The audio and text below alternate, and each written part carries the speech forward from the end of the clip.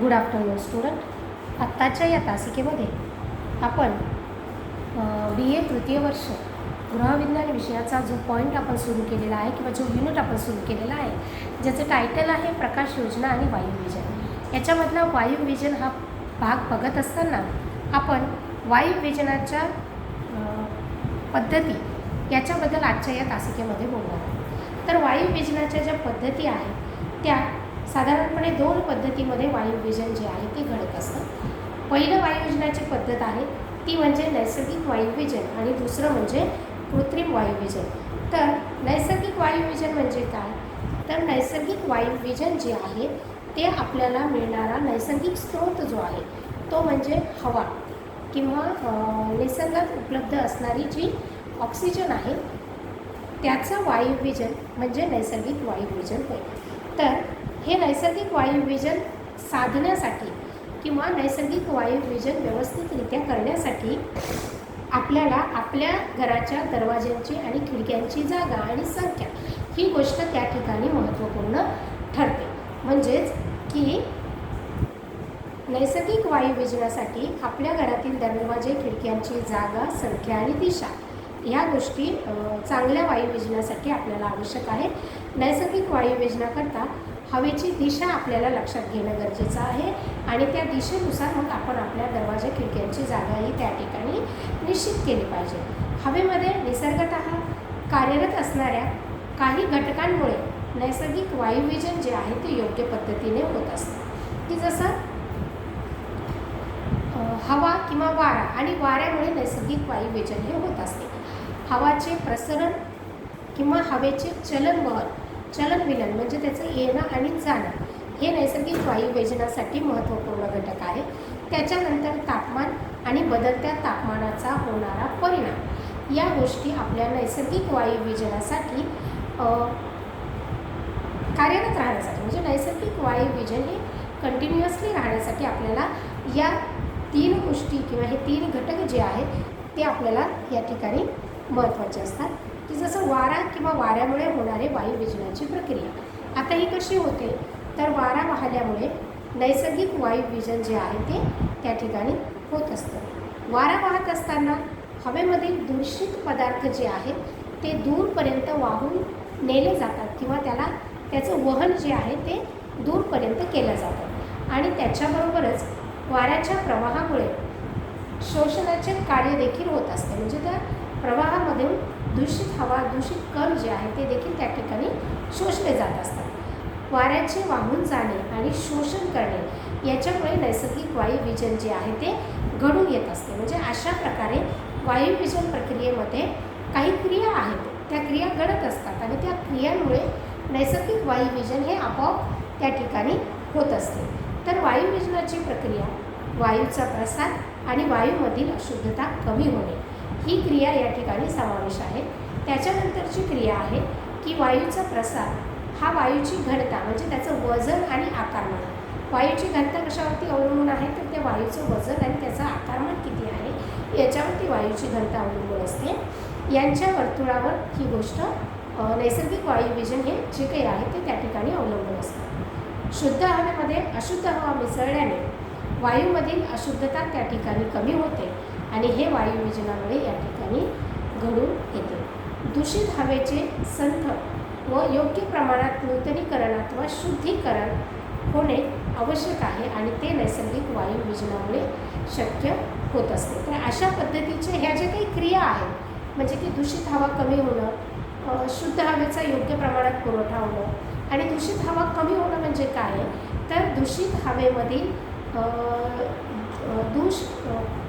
दूषित करणारे जे कण आहे म्हणजे हवेला दूषित करणाऱ्या ज्या गोष्टी आहेत, जे प्रदूषके आहेत त्याचं प्रमाण कमी करणं म्हणजे वायुविजन, नैसर्गिक वायुविजन होय. म्हणजे की हवेचं जेव्हा वहन होत असतं किंवा हवा जोराने जेव्हा वाहत असते तेव्हा ती हवा स्वतःसोबत त्या परिसरातील दूषित कण जे आहे ते दूरपर्यंत वाहून नेत असते आणि त्याच्यामुळे दूषित हवा कमी होऊन त्या ठिकाणी शुद्ध हवाचं प्रमाण जे आहे ते थोडंसं त्या ठिकाणी वाढलेलं असतं. म्हणून अशा पद्धतीने नैसर्गिक वायुविजनामध्ये किंवा नैसर्गिक वायुविजनाच्या प्रक्रियेमध्ये या काही क्रिया आहेत. या क्रिया घडल्या किंवा घडतात आणि याच्यामुळे नैसर्गिक वायू विजन हे आपोआप त्या ठिकाणी होत असते. म्हणजे त्याच्यासाठी मानवाला कुठलाही प्रयत्न त्या ठिकाणी करण्याची गरज पडत नाही. दुसरी क्रिया आहे की हवा पसरणे किंवा हवेचे चलनवलन होणे. तर स्वभावताली पसरणे हा सर्व वायूचा मूलभूत गुणधर्म आहे. म्हणजे कुठलाही वायू असो तो जेव्हा बाहेर येतो तेव्हा तो आपल्या वातावरणामध्ये पसरतो. परंतु ही क्रिया कशी आहे तर संथ होत असली तरी त्याच्यामुळे कानाकोपऱ्यापर्यंत ही हवा जात असते. म्हणजे हा वायू जो आहे, ऑक्सिजन वायू जो आहे तो साधारणपणे कानाकोपऱ्यापर्यंत जात असतो. दूषित हवेचे उष्ण व दमट प्रदेशात हवेचे चलनवलन हे अधिक महत्त्वाचे असते व हवेच्या हालचालीमुळे आरामदायक अवस्था जी आहे ती या ठिकाणी निर्माण होते. हवा प्रसरण पावते आणि ती हलकी होते. हलकी झालेली हवा जी आहे ती वरच्या दिशेने जात असते आणि वरच्या दिशेने जाऊन ती हवा जी आहे ती थंड होते.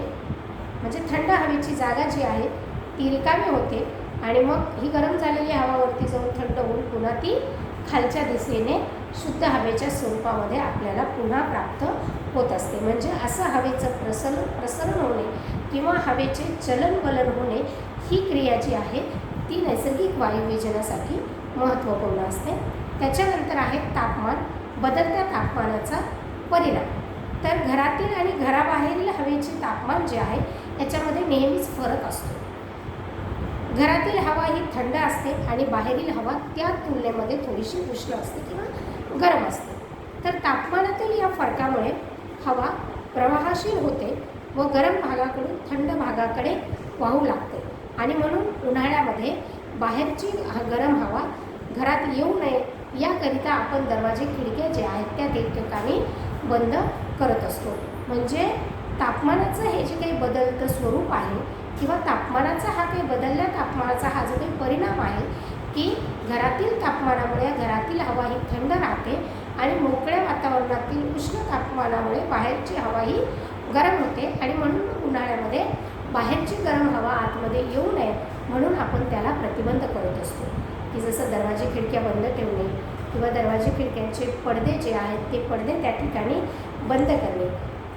तसंच उष्णकटिबंधातील प्रदेशामध्ये जे दरवाजे आणि खिडक्या ज्यामुळे खिडक्यांमधून नैसर्गिक वायुविजन होते आणि भारतात देखील आपण नैसर्गिक वायुविजन म्हणजे होत असतं भारतामध्ये देखील. भारतात आपण नैसर्गिक वायुविजनाचाच जास्त प्रमाणात अवलंब करतो. घरातील दरवाजे आणि खिडक्या हे समोरासमोरच्या दिशेने ठेवून वायुविजन चांगल्या पद्धतीने आपण साधू शकतो.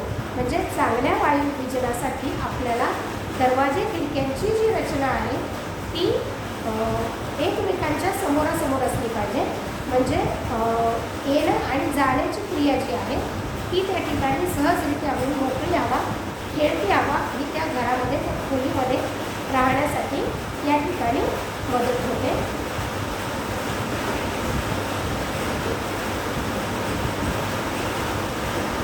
आणि या समोरासमोरील दरवाजे खिडक्यांमधून येणाऱ्या हवेच्या येण्या जाण्याच्या हवेच्या वायुविजनाला म्हणजे समोरासमोरील वायुविजनाला क्रॉस व्हेंटिलेशन असं म्हटलं जातं. तर अशा स्वरूपाची आपली नैसर्गिक वायुविजनाची जी पद्धत आहे ती पद्धत अशा पद्धतीने कार्यरत राहत असते आणि निसर्गतः नैसर्गिक वायुविजन जे आहे ते योग्य पद्धतीने होत असते.